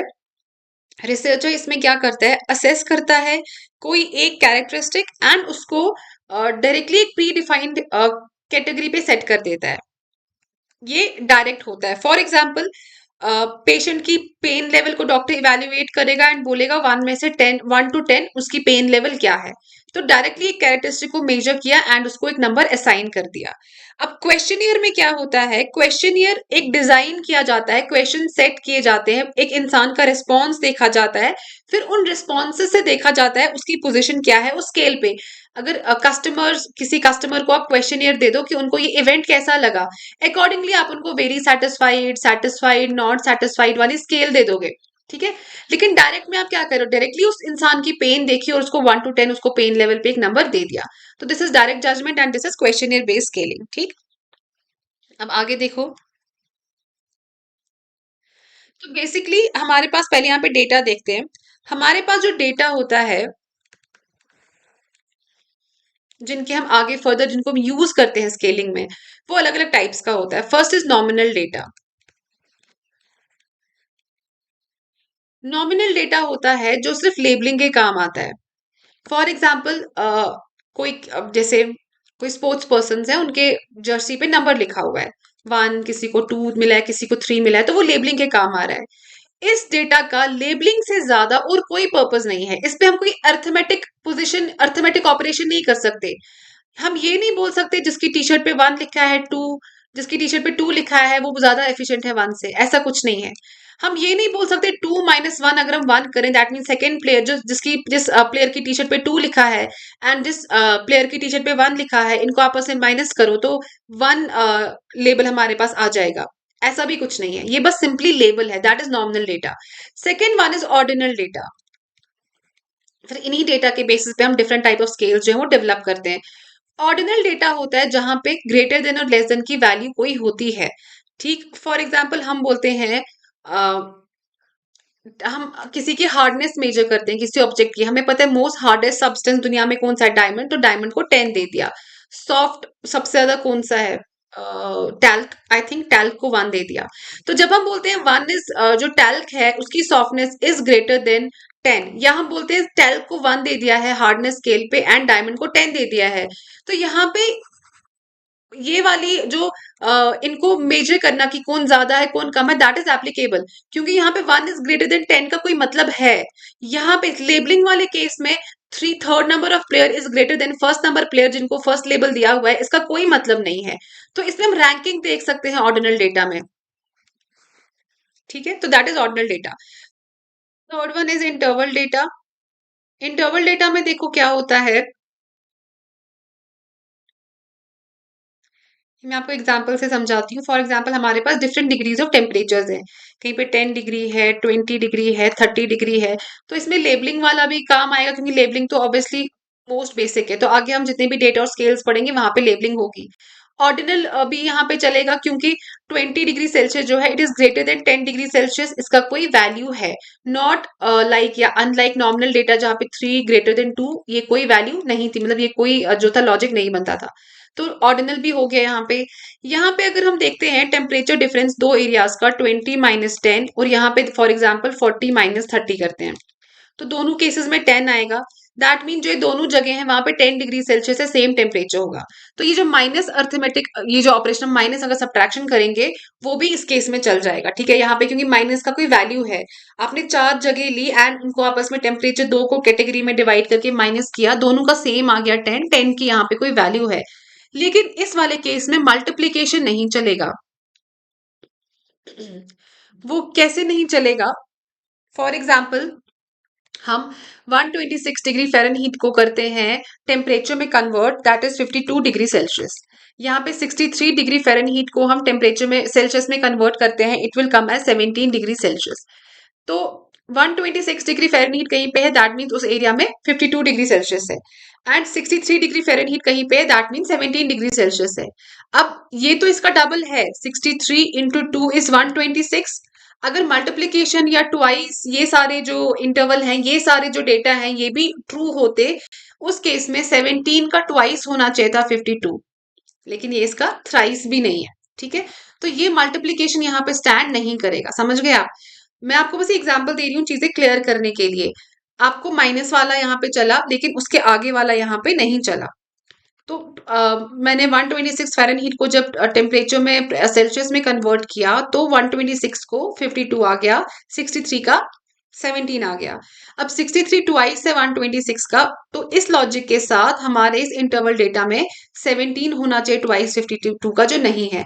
तो ये टाइप ऑफ डेटा होते हैं हमारे इंटरवल डेटा, जिसमें आप सिर्फ माइनस तक कर सकते हो, उसमें मल्टीप्लीकेशन डिविजन नहीं होता है। वो क्यों नहीं होता है? क्योंकि इसमें जीरो की वैल्यू नहीं होती है, ठीक है। इसमें एब्सोल्यूट जीरो नहीं होता है। अगर हम बोलते हैं वो एब्सोल्यूट जीरो नहीं होने का क्या मतलब है, हम बोलेंगे कहीं पे 0 डिग्री सेल्सियस है टेम्परेचर, तो इसका ये मतलब नहीं है कि वहां टेम्परेचर कुछ भी नहीं है। मतलब ठंड होगी, थोड़ा बहुत नॉर्मल टेम्परेचर होगा, कुछ वैल्यू होल्ड करेगा जीरो। यहाँ पे जीरो का मतलब बिल्कुल ही फालतू नहीं है। जो हमारे नेक्स्ट स्केल में है, that is ratio scale. Ratio scale में जीरो का एक्चुअली मतलब होता है रेशियो वाले डेटा में, कि जहां पे आप बोलो कि you have no money, you have zero money, that means you actually don't have any money. यहाँ पे जीरो की वैल्यू है। इफ आई से दिस इज 0 kg, तो यहाँ पे actually 0 kg means no weight. वो रेशियो डेटा होते हैं जहां पे जीरो की वैल्यू नहीं होती, जहां पे 0 degree temperature mean zero has some value, वो आपके इंटरवल डेटा होते हैं। Fine, I hope it's clear now. अगर एक गो में समझ में नहीं आया तो एक बार ही रिपीट पे थोड़ा लेक्चर सुन लेना, आई एम श्योर आपको समझ में आ जाएगा, ठीक है। तो क्या क्या हमने देखा, एक बार मैं यहाँ पे टेबल बनाती हूँ। नॉमिनल डेटा, नॉमिनल डेटा में क्या क्या है? लेबलिंग है, ऑर्डर नहीं है, मल्टीप्लीकेशन डिविजन वो भी नहीं है, ठीक है। एंड हमारे ऑर्डिनल डेटा, ऑर्डिनल डेटा में ऑर्डर है, मल्टीप्लीकेशन डिविजन इसमें भी नहीं है, यहाँ पे जीरो ऐड कर दो, एब्सोल्यूट जीरो, इसमें भी नहीं है, इसमें भी नहीं है। Then we have interval data, interval data order है, मल्टीप्लीकेशन डिविजन नहीं है, एब्सोल्यूट जीरो नहीं है। Then we have ratio data, order है, मल्टीप्लीकेशन डिविजन है, एब्सोल्यूट जीरो भी है। I think something is missing, एक और कॉलम होना चाहिए था यहाँ पे, इंटरवल वाला कॉलम। इसमें भी नहीं है, इसमें भी नहीं है। इंटरनल इंटरवल डेटा में इंटरवल का मतलब है, तो यहाँ पे इंटरवल डेटा है, वो वही जो डिफरेंस मैंने आपको बताई थी, डिफरेंस एग्जांपल टेम्परेचर की, वही है यहाँ पे। एक और एग्जांपल से भी समझ सकते हो। फॉर एग्जांपल अगर रिसर्च स्टडीज कोई जॉब सेटिस्फैक्शन देख रहा है among employees, job satisfaction, and बोल रहे हैं अपनी सेटिस्फैक्शन को रेट करो 1 to 10, ठीक है। तो किसी ने अगर 6 दे दिया, किसी ने अगर 8 दे दिया, एंड किसी ने 4 दे दिया, किसी ने 2 दे दिया। इन दो की डिफरेंसेस 2, एंड इन दो की डिफरेंसेस 2, ठीक है। तो डिफरेंस बिटवीन 6 and 8 जो है, it is same as a difference between 2 and 4। तो ये यहाँ पे ठीक है। जो इन दोनों के अगर हम डिफरेंस निकालेंगे 2, इन दो की 2 निकालेंगे, तो यहाँ पे कोई वैल्यू है, that means 2 level of satisfaction इनकी एवरेज निकलेगी, तो इनका जो डिफरेंस है दैट इज ओके। लेकिन यहाँ पे जीरो का कोई मतलब नहीं होता है। जीरो का किस में मतलब होता है? रेशियो स्केल में, ठीक है। यू हैव नो मनी, आप जीरो ये कर रहे हो, या आपको कोई रिलीजन पे स्टडी करना है एंड आप देख रहे हो कि वहां पे कम्युनल राइट्स से कितने इंसिडेंट हुए हैं, आप बोल रहे हो 0 इंसिडेंट हुए हैं वहां पे, दैट मीन्स यहाँ पे जीरो हैज सम वैल्यू। तो यहाँ पे एब्सोल्यूट जीरो भी आएगा, इंटरवल भी आएगा, मल्टीप्लीकेशन डिविजन भी आएगा, एंड ऑर्डर भी आएगा, ठीक है। तो ये हमारा टाइप ऑफ डेटा हुआ।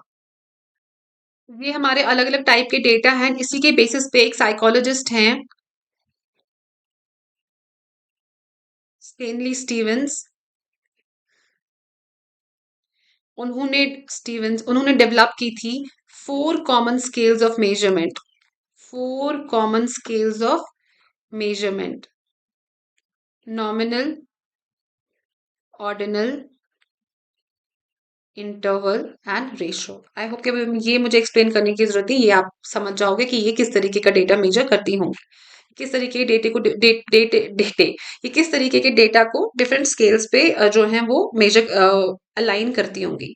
तो ये हो गया आपका नॉमिनल। अब हमारा नेक्स्ट क्या रहता है, मेजरमेंट स्केल्स वगैरह, ठीक है। वेट, अब हम नेक्स्ट स्लाइड की तरफ चलते हैं। आई होप कि इतना आपको क्लियर हो गया जो मैंने आपको बताया। This is the way you revise. ऐसे आपको जल्दी जल्दी चीजें रिवाइज करनी होती हैं लास्ट के टाइम पे। आपके पास टाइम कम है एंड रिविजन के लिए मटेरियल जो है वो बहुत ज्यादा है। फाइन, तो टाइमली सारी चीजें रिवाइज कर लेना। तो ये हो गया आपका। अब हम देखते हैं स्केलिंग टेक्निक्स।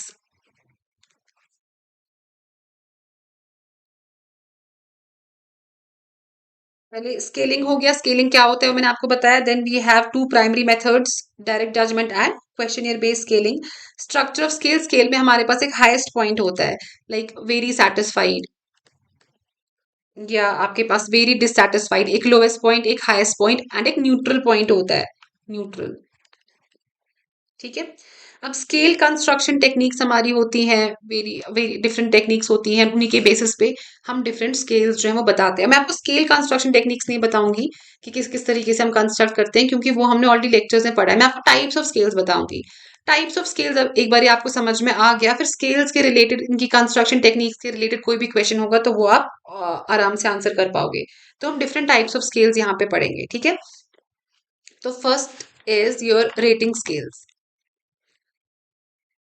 ये सिंपल स्केल हैं जो आपको, जिसपे आप रेट करते हो कि आप किसी चीज से कितना सेटिस्फाइड डिससेटिस्फाइड हो, आपके ओपिनियंस एटीट्यूड वो आप रेट करते हो। ये दो तरीकों की होती है, ग्राफिक रेटिंग और आइटमाइज्ड रेटिंग। ग्राफिक रेटिंग होती है जो विजुअली लाइन प्रेजेंट होती है ऐसे, अग्री डिसअग्री।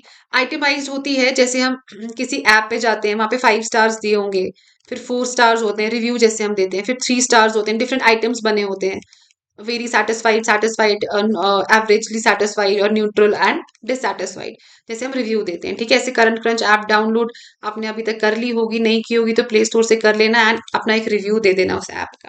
ठीक है। तो इसको हम बोलते हैं itemised type of scale, itemised. अब इनमें क्या क्या एरर आ सकता है, इनमें डिफरेंट एरर आ सकते हैं, लाइक एरर ऑफ लीनियंसी। ठीक है, कि आप बस वैसे ही for the sake of it score दे रहे हो, you do not actually mean it. Halo effect आता है कि आपको अगर एक चीज नहीं पसंद है, आप उसको जनरलाइज कर देते हो। आपको रेस्टोरेंट का एक डिश पसंद नहीं आया, आपने 10 डिशेस खाए वहां के, एक पसंद नहीं आया, लेकिन आप उसको रिव्यू में 1 स्टार दोगे। ठीक है। या सेंट्रल टेंडेंसी वाला एरर, कई लोग होते हैं वो हमेशा न्यूट्रल ही रिमार्क्स देते हैं, ना ही ज्यादा अच्छा ना ही ज्यादा बुरा। तो ये टाइप ऑफ एरर्स जो है वो रेटिंग स्केल्स में आते हैं। Next one is your ranking scales.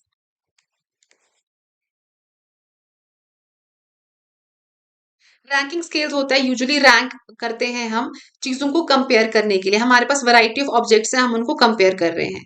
ये भी हमें अलग टू इसकी भी अलग दो टाइप्स है main. First one is method of paired comparison.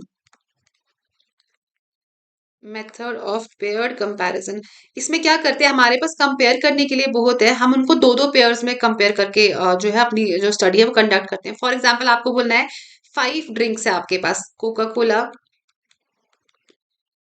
Pepsi, Dew, Fanta, Limca. 5 drinks है आपके पास, आपको बोलना है 5 में से बेस्ट कौन सी है। तो आप पेयर्ड कंपैरिजन करोगे, पहले कोक और पेप्सी को जो है रिलेट करोगे, फिर ड्यू एंड फैंटा को, फिर फैंटा एंड लिम्का को। ठीक है। लेकिन ये उन केसेस में होगा जहां पे आपके टोटल नंबर कम है। अगर आपके जो आइटम्स है वो ज्यादा है तो आपको बहुत ज्यादा कंपैरिजन करने होंगे। इसकी फॉर्मूला है n × n - 1 डिवाइड बाई 2। ठीक है। n = n - 1 divide by 2। यहाँ पे n क्या है, स्मॉल n। 5, आपके पास 5 कोल्ड ड्रिंक्स है, तो this n is your number of comparison. तो 5 × 5 - 1 डिवाइड बाई 2, ये कितना हो गया, 4 5 22, तो 10। तो n = 10। तो अगर आपके पास 5 कोल्ड ड्रिंक्स है और आप उसको दो दो पेयर्स में कंपेयर करो, आपको 10 कंपैरिजन करने होंगे, पहले कोक पेप्सी, फिर पेप्सी ड्यू, ड्यू फैंटा, ऐसे करके 10। अब लेट सपोज आपके पास 10 आइटम्स, आपको 10 कोल्ड ड्रिंक्स है, वो कंपेयर करनी है, तो वो कितना बड़ा नंबर हो जाएगा, तो आपके नंबर ऑफ कंपैरिजन जो है वो ज्यादा हो जाते हैं।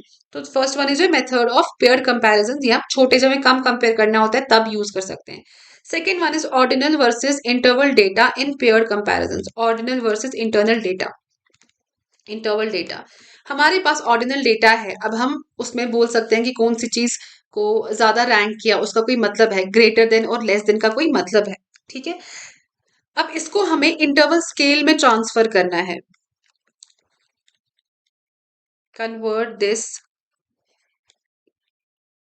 To an interval scale. हमारे पास ऑर्डिनल डेटा है, we know who is ranked higher, हमें पता है, चलो यही एग्जांपल ले लेते हैं, कोक एंड पेप्सी। हमें अगर हमने अपनी रिसर्च में देखा कोक इज ग्रेटर देन, मतलब मोर प्रेफरेबल देन पेप्सी, हमें पता चल गया कोक ज्यादा प्रेफर्ड ड्रिंक है, एंड यहां से हमें पता चला Fanta is more preferred than Limca. लेकिन हमें ये नहीं पता है कि how much it is more preferred than Pepsi, 10 times, 2 times, 15 times, वो हमें नहीं पता है।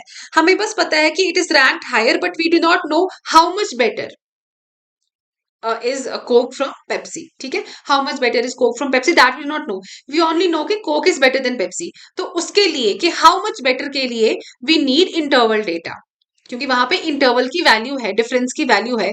तो उसको कन्वर्ट करने के लिए, वो कैसे कन्वर्ट करते हैं, वो हमें यूज करना होता है एक थर्स्टोन लॉ ऑफ कंपेरेटिव जजमेंट। अब ये क्या है वो मैंने आपको क्लासेस में एग्जाम्पल देके समझाया है, यहाँ पे मैं उतना नहीं समझाऊंगी, बस इतना याद रख लेना। ये कंपैरेटिव जजमेंट क्या करता है, ये फ्रीक्वेंसीज को कन्वर्ट करता है इनटू न्यूमेरिकल स्कोर्स। अब आपको ये पता होगा एग्जैक्टली कि जो लिम्का है वो कितना ज्यादा प्रेफर किया जाता है फैंटा से। फिर ये बेसिकली जो कंपनीज हैं इस डेटा को यूज करते हैं कि अच्छा इतने, देखो अगर तो Limca is 2 times better than Fanta only, ठीक है, and Fanta is, and Coca Cola is 10 times better than Fanta. अब कोका कोला को पता है कि मतलब मेरे से फेंटा भी कम है, मेरे से लिम्का भी कम है, एंड लिम्का फेंटा से भी बहुत ज्यादा कम है। तो उसको अपनी मार्केटिंग में, तो उसका मेन कॉम्पिटिटर कौन है, उसका मेन कॉम्पिटिटर फैंटा है, लिम्का है कि पेप्सी है।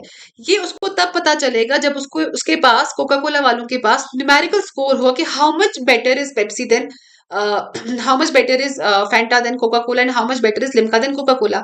अगर कोका कोला को पता है कि पेप्सी सिर्फ 0.5 उनसे कम है, तो कोका कोला को ज्यादा स्पेंड करना पड़ेगा, क्योंकि उनको पता है पेप्सी हमें कभी भी टेक ओवर कर सकता है। तो ये जो न्यूमेरिकल स्कोर्स है ये इन कंपनीज के काम आते हैं, ये सारी प्रैक्टिकल चीजें हैं जो फील्ड में होती हैं। अगर आपको चीजों की प्रैक्टिकलिटी पता चल जाए तो उनको ग्रास्प करना बिकम्स इजी। अब आप समझ गए क्यों हमें ये इंटरवल डेटा चाहिए होता है। तो उसके लिए हम Thurstone law of comparative judgement use करते हैं, एंड हमारे पास एक रेडीमेड टेबल होता है, उसको जेड स्कोर्स बोलते हैं। वो जेड स्कोर्स क्या होते हैं वो भी मैंने आपको बताया है क्लासेस में। वो हम यूज करके सारे जो न्यूमेरिकल स्कोर्स हैं वो निकालते हैं इन ऑर्डिनल डेटा से, ठीक है। तो ये हो गया हमारे पास, रैंकिंग स्केल्स होगी, रेटिंग स्केल्स होगी। Now we have third one is arbitrary scales.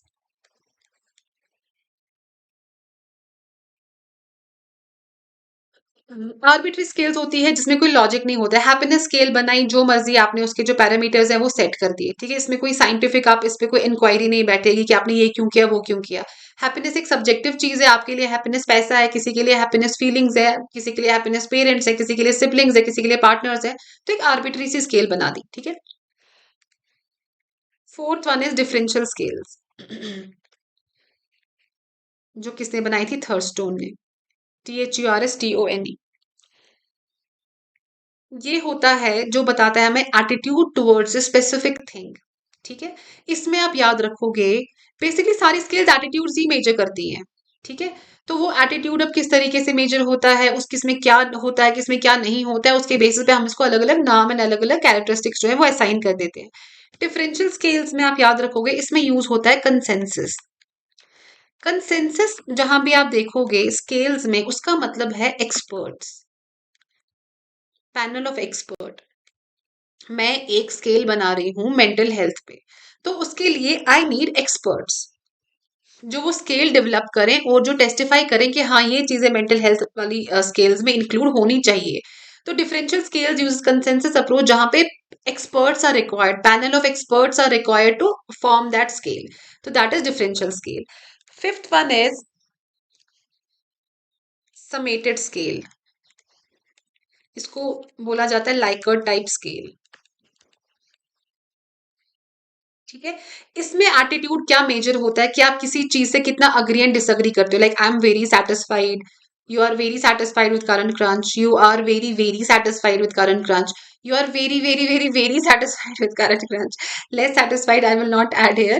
तो वो होती है Likert type scale, and this is the most used scale in social research, in social science research, most used scale. एक बारी फिर मैं सारा आपको रिवाइज करवाऊंगी दोबारा भी. Most popular and use scale is summated. 5 हो गए. छठा इज योर क्यूमुलेटिव स्केल. इसको गटमैन स्केलिंग भी बोला जाता है. Guttman scaling.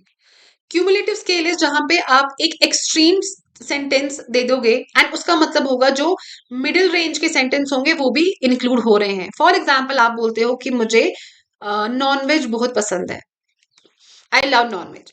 तो इट इज क्वाइट अंडरस्टूड कि आपको मटन भी पसंद होगा, आपको चिकन भी पसंद होगा, आपको वाजवान भी पसंद होगा. और इफ यू से कि I love Kashmiri wazwan, you are only saying that I love everything about Kashmiri wazwan.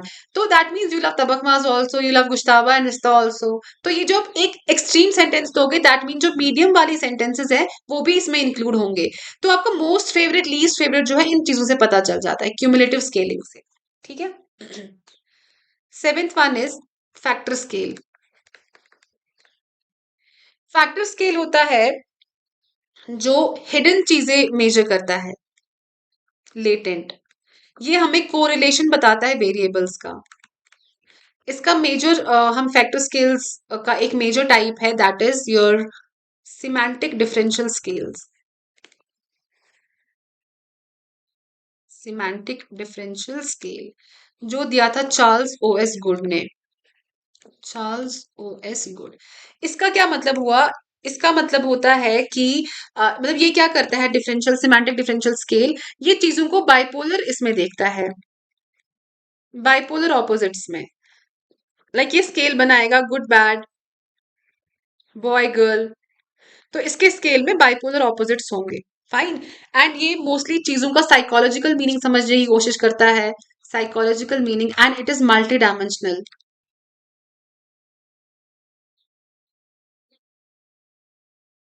जैसे हमारी जो क्यूमुलेटिव स्केल थी यूनिडायमेंशनल थी.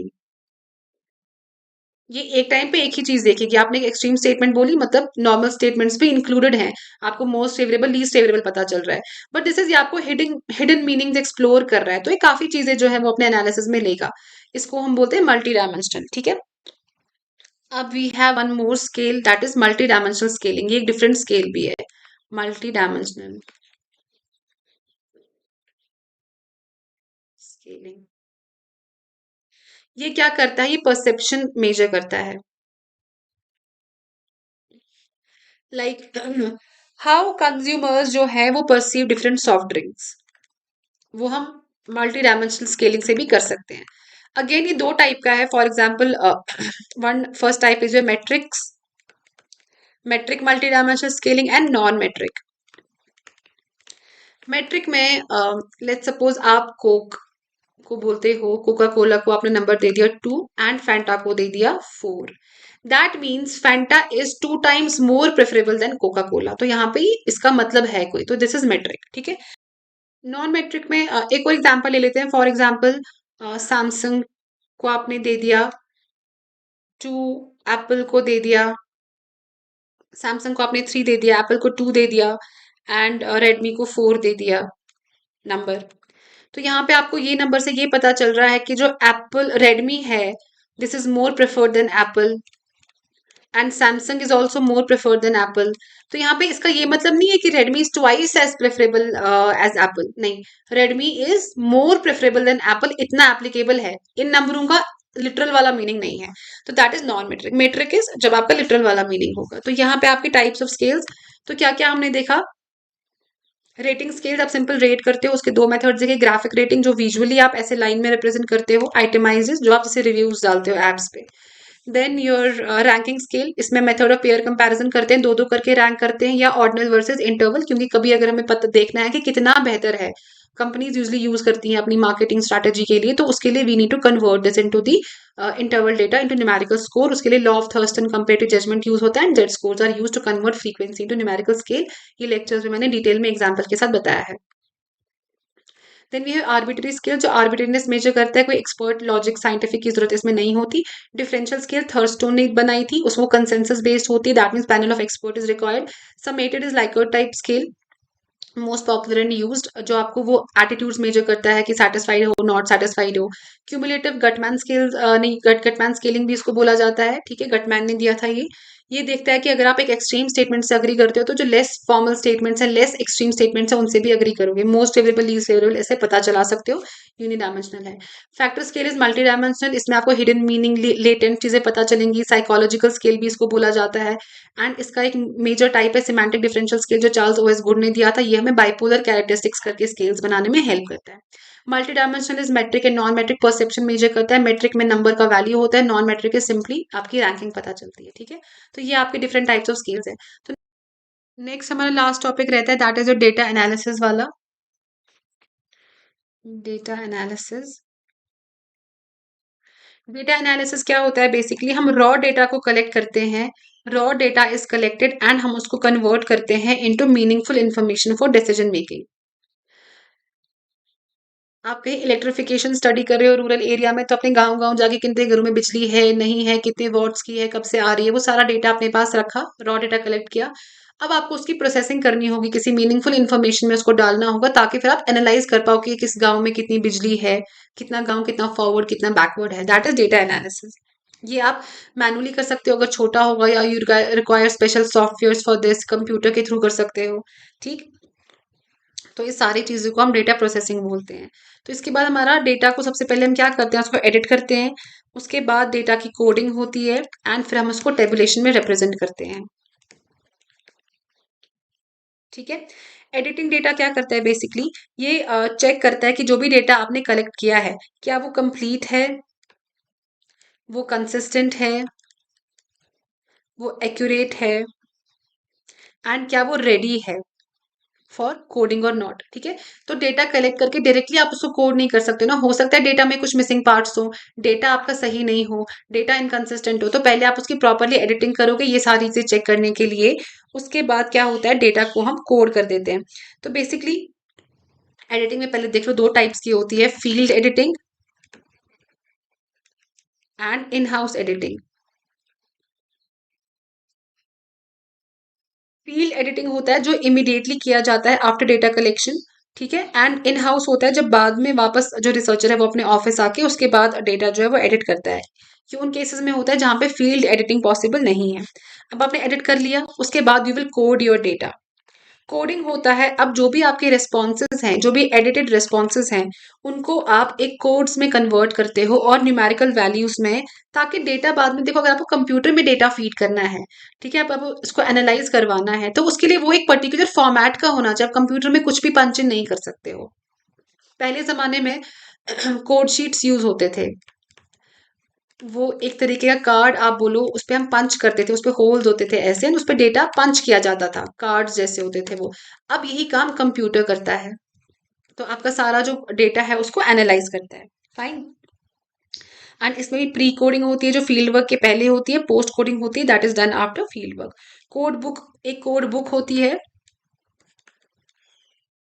इसमें न्यूमेरिकल कोड्स होते हैं प्रेजेंट हर कैटेगरी के लिए, ठीक है। एंड कोड शीट होता है, कोड शीट जैसे मैंने आपको बोला जो ट्रांसफर करता है क्वेश्चनियर्स को एक कार्ड के फॉर्मेट में अपने पंच करते हैं। तो आज वो काम कौन करता है? कंप्यूटर करता है, ठीक है। मॉडर्न डेटा एंट्री में हम कंप्यूटर कार्ड्स को यूज करते हैं। तो दिस इज योर कोडिंग। उसके बाद कंप्यूटर क्या, उसके बाद क्या होता है फिर फाइनली, जब कोडिंग होता है आपका जो रॉ डेटा है वो ट्रांसफॉर्म हो गया एक फॉर्मेट में एंड वो एक्यूरेट होता है, ठीक। उसके बाद हमें कोड जनरेट करते हैं। तो ये कोडिंग हो गई। ऑल्दो मैंने आपको एग्जांपल भी दिखाई है हम कोड कैसे जनरेट करते हैं लेक्चर्स में, पर उतना ज़्यादा रिक्वायर्ड नहीं है, बस कोडिंग याद रखना जितना कोड शीट कोड बुक वगैरह ये सारी चीज़ें।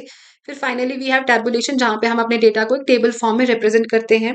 टैबुलेशन अगेन हम मैकेनिकल हैंड टैबुलेशन भी होती है, अगर सिंपल डेटा होगा कॉम्प्लेक्स होगा तो हम इलेक्ट्रॉनिक मैकेनिकल वो सारी चीज़ें करते हैं, यूजिंग कंप्यूटर्स हम करते हैं। इसमें मेन क्या आपको देखने वाला है, टाइप्स ऑफ टेबल्स, कौन कौन से टेबल्स होते हैं हमारे। First one is frequency table, frequency table, frequency क्या देखता है कि एक वैल्यू कितनी बार आ रही है, how often each value occurs.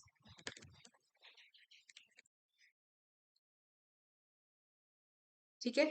Second one is your response table, जो क्या बोलता है वो ये देखता है कि इंडिविजुअल पार्टिसिपेंट्स का रेस्पॉन्स क्या है। लाइक आपका पार्टिसिपेंट फॉर एग्जाम्पल उसका रेस्पॉन्स आईडी 1 है, तो उसका प्रेफर्ड न्यूज चैनल क्या है, online. Response ID second participant का R002 है, उसका प्रेफर्ड न्यूज चैनल है ऑफलाइन। तो ऐसे करके अलग अलग जो रेस्पॉन्डेंट्स हैं उनका रेस्पॉन्ड हम उनका रेस्पॉन्स नोट करते हैं रेस्पॉन्स टेबल में। Then contingency table, contingency table को क्रॉस टेबुलेशन भी बोला जाता है। क्रॉस टेबुलेशन ये बताता है दो वेरिएबल्स के बीच में क्या रिलेशनशिप है। फॉर एग्जाम्पल अगर मेल एंड फीमेल है यहाँ पे, ठीक है, हम बोलते हैं टी है कॉफी है, कितने मेल्स को टी पसंद है 30, कितने फीमेल्स को टी पसंद है 40, कितने मेल्स को कॉफी पसंद है 50 एंड कितनी फीमेल्स को कॉफी पसंद है 10। तो जेंडर और प्रेफर्ड ड्रिंक के बीच में क्या रिलेशनशिप है, ये ऐसा हमें पता चलता है कंटिजेंसी टेबल से। Then we have univariate table, जिसमें क्या होता है डेटा सिर्फ एक ही वेरिएबल का होता है। फॉर एग्जाम्पल सिंगल कितने लोग हैं 15, मैरिड कितने हैं, डिवोर्स्ड कितने हैं, तो एक ही इस पे वेरिएबल पे हमारे पास डेटा है। Then we have bivariate table, ये क्या बताता है, इसमें दो हम वेरिएबल्स को इकट्ठे एनालाइज करते हैं। For example education level and monthly income, तो जिसकी एजुकेशन लेवल हाई स्कूल है उसकी मंथली इनकम 20,000 तक होगी, जिसकी ग्रेजुएट है उसकी लेट से 35,000 तक है, जो पीजी है उसकी लेट से 50,000 तक है। तो आपकी एजुकेशन लेवल एंड ये जो है एक दूसरे पे डिपेंड करती है, इसको हम इकट्ठे करके प्रेजेंट करते हैं, that is bivariate table. And statistical table है जहां पे आप मीन मीडियन स्टैंडर्ड डिविएशन वो सारी चीजें निकालते हो, आपके सिलेबस में सेपरेटली नहीं गिवन है। And we have time series table, जो क्या करता है, जो टाइम डिफरेंस को नोट करता है। फॉर एग्जांपल 2001 में आपकी 1 लाख सेल्स हुई, फिर आपकी 2010 में 2 लाख सेल्स हुई, 2025 में आपकी 25 लाख सेल्स हो गई। तो over the period of time क्या किया, नोट किया कितनी सेल्स हुई, that is time series table. तो यहाँ पे कंप्लीट होता है आपका टेबुलेशन के टाइप्स। अब आगे एक इंपॉर्टेंट चीज देख लो,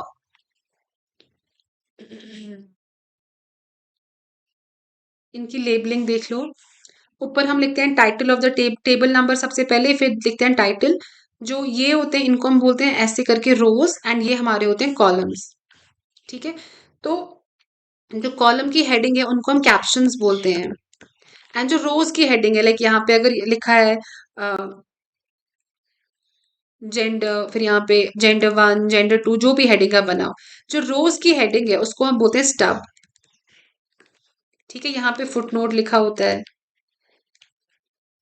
तो ये आपका टेबल है जनरल। तो टाइप्स ऑफ टेबुलेशन में हमारे सिंपल टेबल भी हो सकते हैं। सिंपल टेबल होते हैं जहां पे एक ही क्वालिटी बताई जाती है।